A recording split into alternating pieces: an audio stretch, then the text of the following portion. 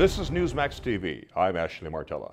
We're joined by regular Newsmax contributor Dick Morris. Hello again, Dick. Hey, Ashley. Good to be here. Good.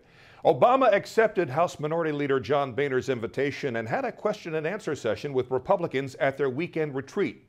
In your view, will anything positive come from that brief dialogue, or is it not much more than a dog and pony show, in your view?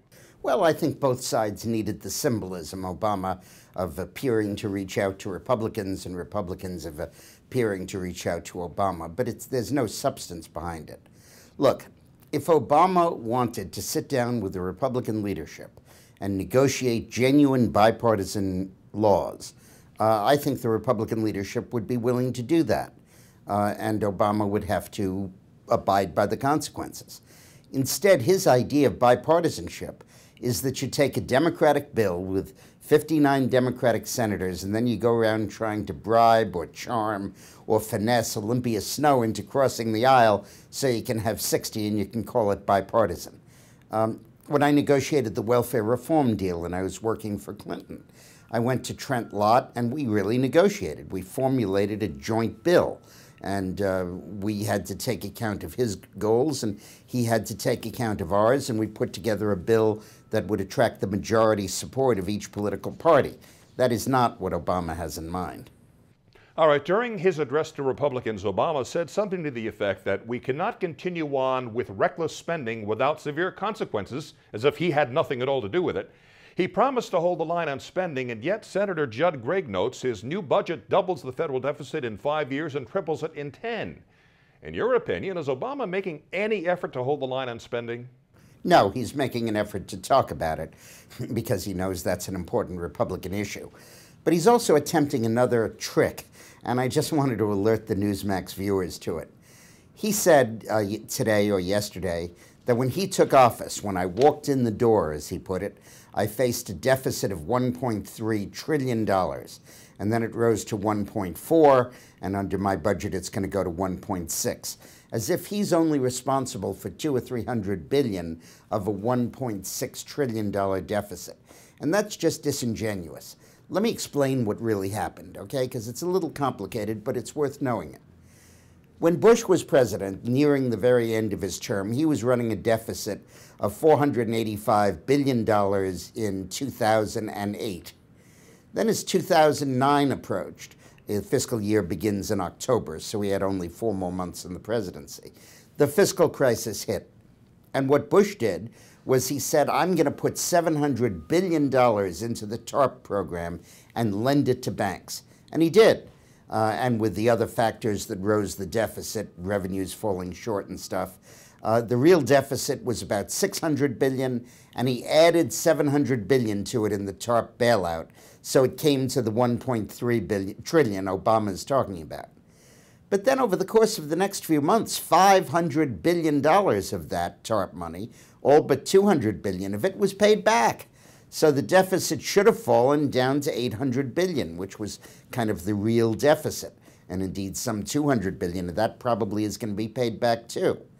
So, but what Obama did was, instead of refunding the money, he spent that money on the stimulus package, which is never going to be paid back, which is not a loan, which is an actual cash grant. And that rose the deficit up to 1.1. And then his other spending and decreased revenues coming in because of the recession rose it up to 1.4. So, in fact, he's responsible for about half of the budget deficit, even though he uses a sleight of hand to say that he's responsible for only a tiny bit of it. You see, unlike state and local governments, when the federal government borrows money, it counts the same as if they spend the money. In state and local governments, it's a separate capital budget that is not included in the regular budget. So it's a trick that Obama is trying to play. All right, Massachusetts Senator Scott Brown may have put the brakes on the Democrats' health care overhaul to the delight of conservatives, at least for now. But he does hold some liberal views on such topics as abortion rights. Do you think he could turn out to be a blessing in disguise for Democrats if he triangulates, Dick? No, abortion isn't going to come up for a meaningful vote where his vote would be crucial. Look, there is legislation about the health care package applying to abortion, but it's never going to get that far, it doesn't look like. Abortion is an opinion, but it's not really very relevant to what they do in Congress. We're nowhere near being able to pass a constitutional amendment banning abortion, and they're nowhere near requiring Medicaid to cover it. So his opinion on abortion, I don't think it will matter much.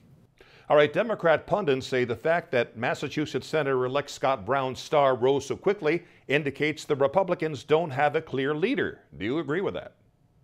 No, it indicates, I think the Republicans don't have a clear leader, and I think that's the amazing thing about the growth of the party. It's a ground-up grassroots movement. It's the average person in the street thinking that Obama's going too far, that he's not solving unemployment, that he's raising the deficit, that if we are recovering, which a lot of people doubt, it's a jobless recovery, and it's a bottom-up force, not being led by one or two charismatic leaders at the top. That makes it so much more authentic. A Newsmax Zogby poll reveals Brown could defeat Obama in a presidential election. What do you make of that? Well, I think most Republicans right now could defeat him.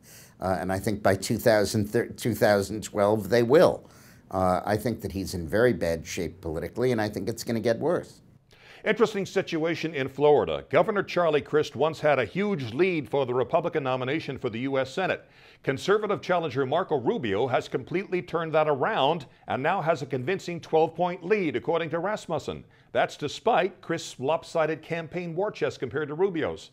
What in the world is happening in Florida, do you think, Dick? Well, I think that Crist kind of was a moderate who fell between two chairs. I think the Republican Party is not in the mood for a middle-of-the-roader.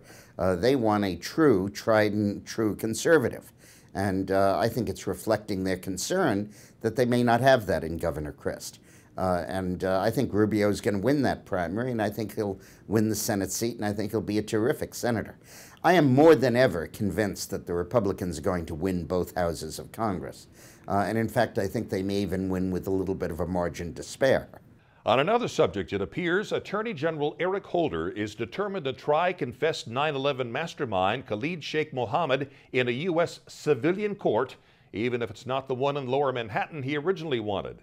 That, coupled with a couple of other Holder decisions to Mirandize the Christmas underwear bomber after only 50 minutes of questioning, and dropping the open and shut voter intimidation case against two new Black Panther Party members, prompted some to label him incompetent. Senator Lamar Alexander says perhaps Holder should step down.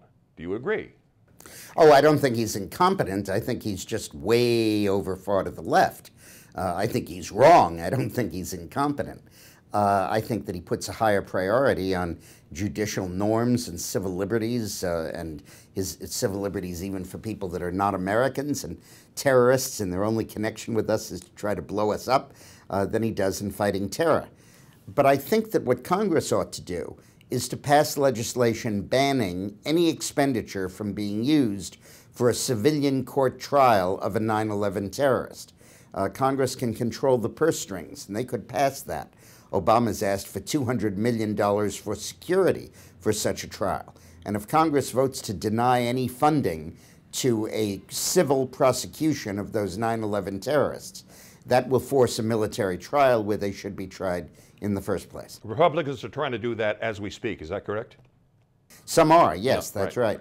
Okay, Dick Morris, as always, thanks very much for your insight and expertise, and we appreciate you spending some time with us here. Thank you. And thank you for watching Newsmax TV.